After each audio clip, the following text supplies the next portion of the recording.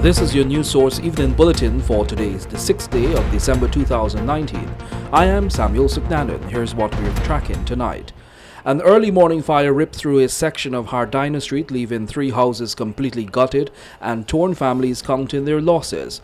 The Guyana Fire Service was summoned to the scene at around 5 o'clock this morning as thick black smoke emanated from one of the houses. Within moments, the fire quickly spread to 2 other houses, gutting them both, while scorching 3 others.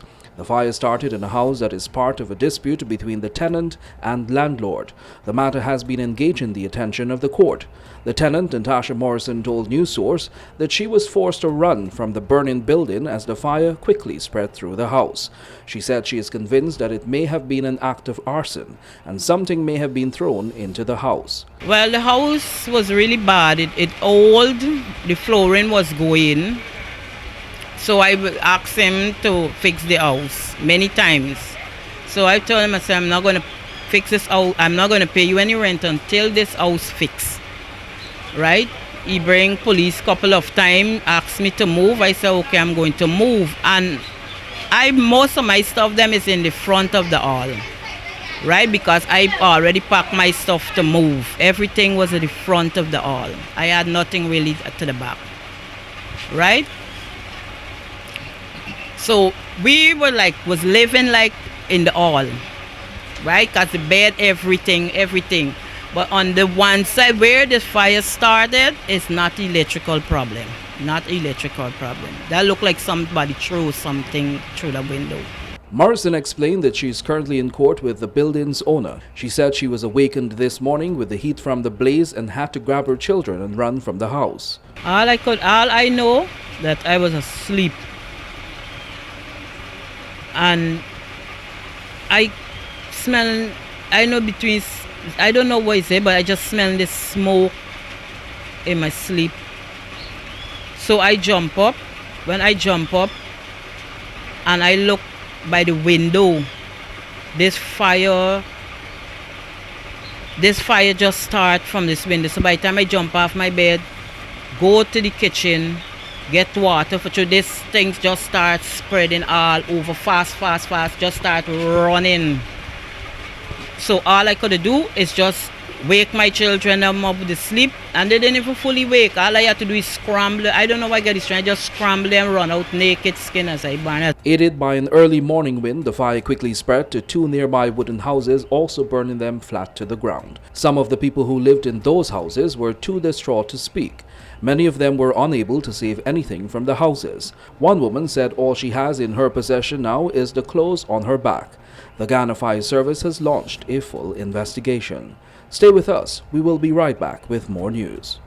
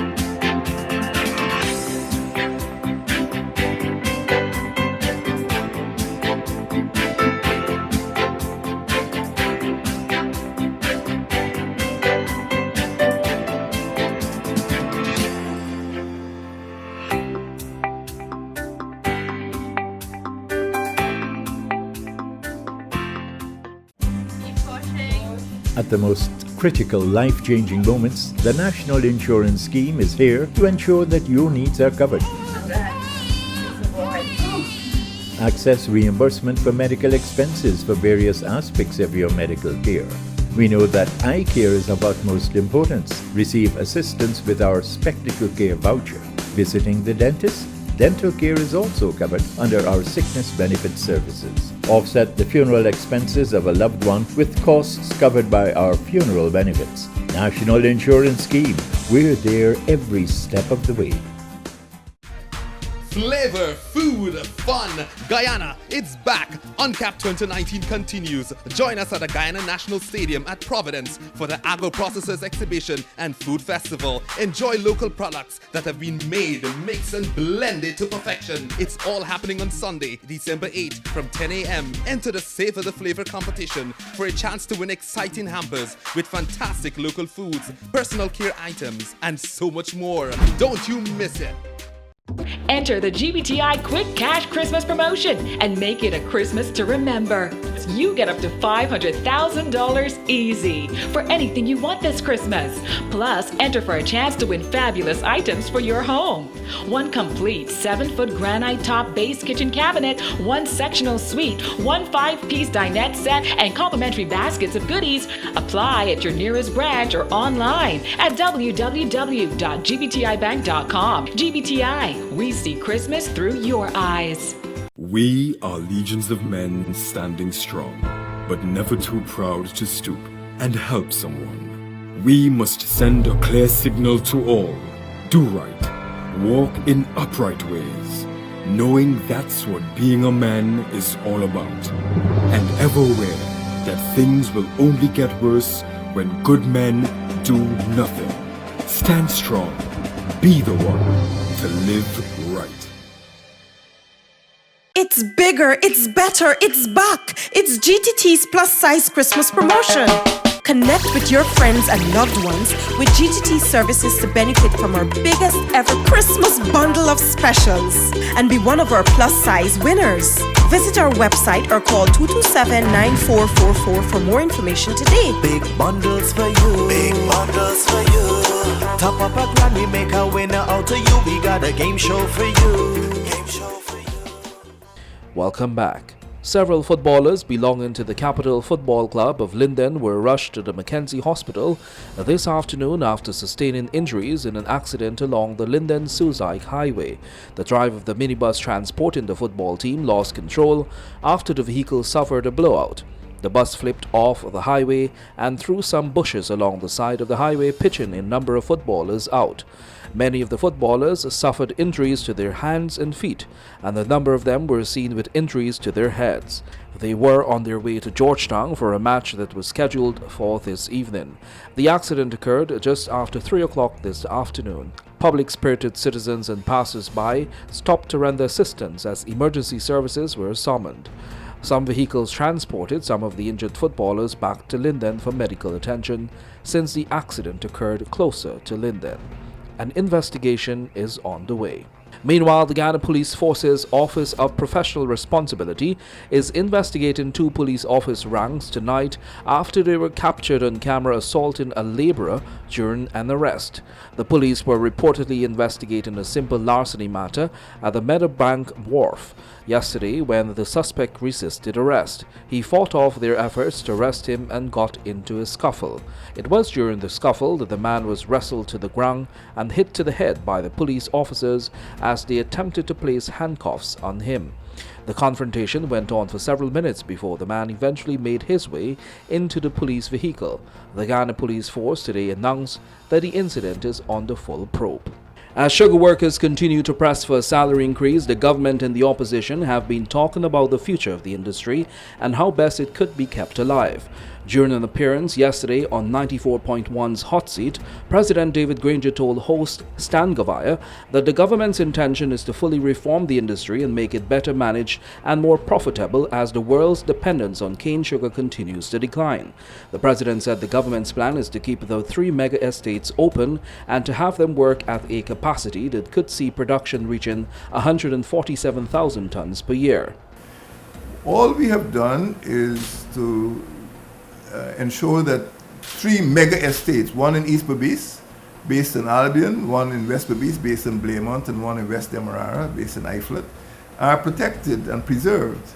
The idea is not to shut down the industry, the idea is to reform the industry, bring the production to about 147,000 tons, and maintain as large a labor force that is necessary, and keep the sugar industry alive. And we are very confident that we will be able to return to, if not profitability, at least sustainability in the middle term, it's not something that's going to happen this year or next year, but in the middle term, next 3 to 5 years, I'm very confident that we will still have a sugar industry, and it's probably going to be the most sustainable sugar industry in the English-speaking Caribbean. But opposition leader Barrett Jagdeo remains convinced that the government has not been doing enough to save the industry. He said a feasibility study should have been done to examine the impact of the closure of some estates.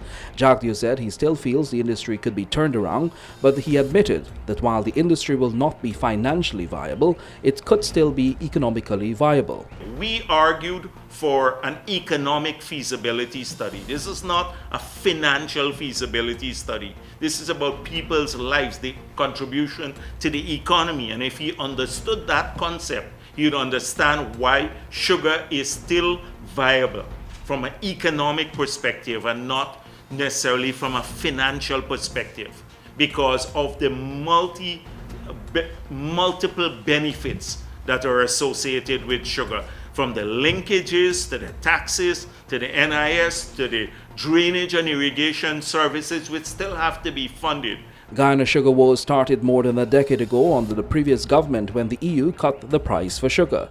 That move resulted in the number of Caribbean countries coming out of the sugar business, while Guyana started to see the closure of a number of estates. Meanwhile, in other news, despite not being able to fulfill all the promises made during the last elections, the People's National Congress Reform, which is part of the coalition government, has expressed satisfaction with those promises that they have kept. Executive member of the PNCR Aubrey Norton admitted today that no political party delivers all the promises they make, but he said the PNCR has made serious efforts in making sure that most of the promises it made were delivered to the people of Guyana. The PNC is satisfied that with the resources at its disposal, and here we talk about the same resources that the PPP had, we have delivered a lot of services. There are things that we didn't deliver that we promised. Norton said if Guyanese take a look at the drainage and irrigation system now and compare the money the PPP spent with what the current government spent, the result today is far more superior. We promised Guyanese at the last election that we will deliver on water. We didn't give all the communities, and we can't in 4 years. But it's a fact that many of the communities that the PPP did not give any water to, we delivered to. Farm, parts of Linden. Another promise delivered by the APNU plus AFC coalition is to improve maternal health, according to Norton. Shifting his attention to another area, the PNCR executive said the promise to reduce crime was also delivered. He said anyone who is reasonable will accept that they can walk more freely in Guyana. We haven't solved crime. Nobody can solve it in 4 years. The crime basically has been reduced. We're not saying there's no crime. Any reasonable Guyanese will accept that there are less gun crimes now. And rarely are you hearing about crimes with machine guns, etc.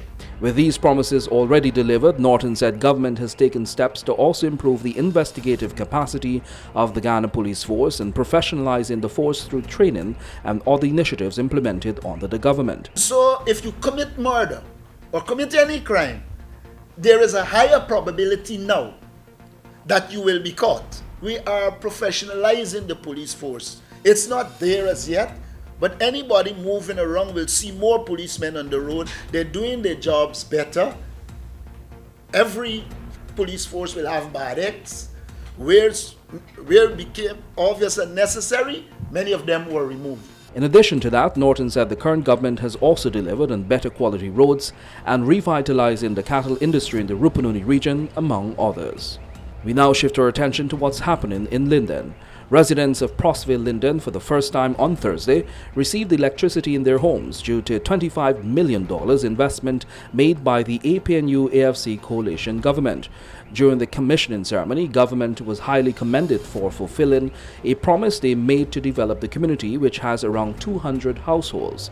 In delivering the feature address, Public Infrastructure Minister David Patterson said the provision of electricity to the community has always been one of the goals of the coalition government. According to him, initiatives like these are basically aimed at creating a better standard of living for all Guyanese, irrespective of their political persuasions and where they live. We work immediately on all the rest. water and all the rest of amenities. Persons who previously used to laugh at you will now start coming and say that they deserve a house lot in here. They used to think it out to say you living in the back of nowhere. Now they want to come somewhere called Prosville. Minister Patterson also told residents that they are bound to benefit tremendously from all sorts of economic activities, given that the community is closest to the proposed site for the Linden-Lethem Road. This right where I'm standing will, in a very few years, in a few years' time, I would say no more than 3 years' time, become prime property. The Linden-Lethem Road will be passing right in front of there. And the same place where persons used to laugh at and tell you where you live in will become prime residential and commercial properties. So therefore you are the start of a really, really good life. He also told the residents that government plans to establish a transit hub in Linden to encourage economic growth from persons traveling from Brazil through that same road. Chairman of the Linden's Electricity Company, Tracy Johnson, and other community leaders also delivered remarks in support of the move by the Ministry of Public Infrastructure. Minister within the Ministry of Public Infrastructure, Jai Paul Sharma, and Member of Parliament, Germaine Figuera, were in attendance. In March this year, residents of Andyville, Wismar, Linden also received electricity for the first time. Andyville has over 300 residents. Across the Region is up next. They've made a positive impact on the heavy-duty transportation industry in Guyana since they've arrived. Guyanese are amazed at their power, durability, efficiency, and superior handling capabilities. These are brand new trucks, manufactured in partnership with German, Italian, and French companies. They have a powerful reputation for operating under very adverse Guyanese conditions and come with full after-sales service and spare parts. They're the most sought-after trucks today, with over 500 units in Guyana, and they're available in over 100 countries, including South America and the Caribbean. Be smart. Buy brand new ST Howo trucks today. Call 608-4998 and arrange for an inspection at ST Truck Guyana Incorporated, Block B, Public Road, Covenant, East Bank, Demerara. Flavor, food, fun. Guyana, it's back. Uncapped 2019 continues. Join us at the Guyana National Stadium at Providence for the Agro-Processors Exhibition and Food Festival. Enjoy local products that have been made, mixed and blended to perfection. It's all happening on Sunday, December 8th from 10 a.m. Enter the Savor the Flavor competition for a chance to win exciting hampers with fantastic local foods, personal care items, and so much more. Don't you miss it. There once was a man named Stan whose business needed a new plan. Christmas was coming, this much was true. He needed some help but didn't know what to do. Then fast as a flash, 3 helpers did come from Republic Bank. They came with some. One had low interest rates, one reduced equity, one with approval so quick and easy. Now Stan is the man and his business is booming. Christmas is good and he is winning. Reach more customers and boost your business with a Republic Small Business Loan today.